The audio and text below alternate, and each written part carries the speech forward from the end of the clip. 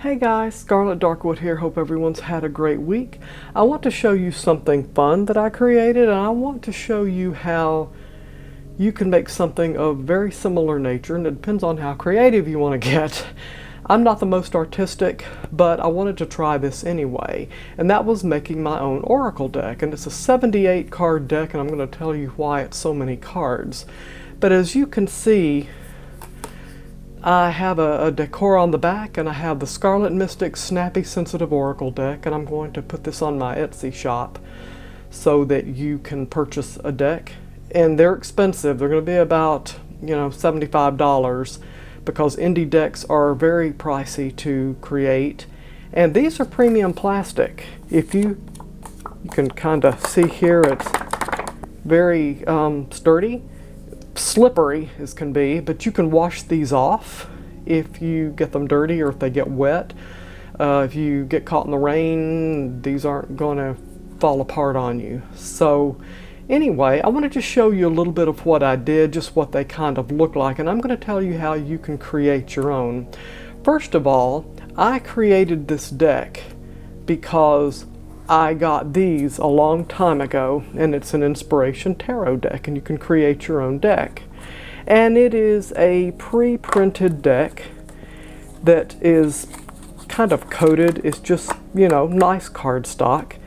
And with this particular deck, it has the suits on it. It has the Kabbalah, the Kabbalistic Tree of Life, like which Sephiroth the card refers to.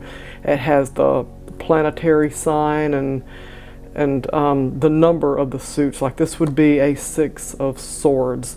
But I just went through and I just wrote what was on there and a little bit of the meaning. Like with this one, I put mentor, rhythm, coming together, the sky's the limit, it's organizing limits.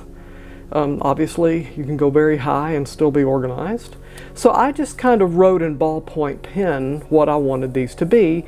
And you have to be careful on coated cards like this, because if you write in certain inks, it may not take, it may slip off or fade. So I just used a ballpoint pen that's more enduring. And I'm not very artistic, I don't sketch or draw, so I decided to do an Oracle deck, but obviously I did it for the whole thing here. And years later, and I do mean years later, I decided to create my own Oracle deck by transferring what I had written on the other cards into this little fun deck right here. And so you can see where I have written these on here like that. You can have all this that I've created here. You can have your own deck, and it's a lot of fun, and it's pretty accurate too. And I don't have a guidebook with it because really it's more intuitive, like what it means to you. But these are just a few of the cards that I have done with that, if you can see here. So anyway, I will tell you how I made this. First of all, you will need to determine how you want to create your deck. For example, this is a blank deck that I got in the Witches box, and that box is no longer after April 2023. But these are tiny and they're blank, and they're more matte, and they're not coated like my original ones. But you can decide if you want to draw on this, if you want to paint on it, if you want to do a collage on it. But if you're going to use this deck regularly, you want to make sure that you get something that will last. You don't want it to fade or slip off. You don't want your pieces coming undone. So that's the first thing you have to think about. How do you want to create your deck? And so I told you how I did mine. I just simply did a simple word oracle. And I went that route instead. I decided to do mine in plastic because it would last longer, and it could take a lot of shuffling, a lot of use, a lot of wear. If it gets wet or dirty, I can wipe it off. But you may choose to do something else, and you may choose to do something that may be very personal to you. I tried to create something that would cover all kinds of different things in life's, in life's path. That's how I chose mine. So what you might want to do is you'll want to get on Pixabay or Pexels and you'll want to find images that you can use if you're going to go that route, that you can put on cards or put on something to sell. Usually images on iStock or deposit photos you can only do for book covers. You cannot put that on items and just sell it.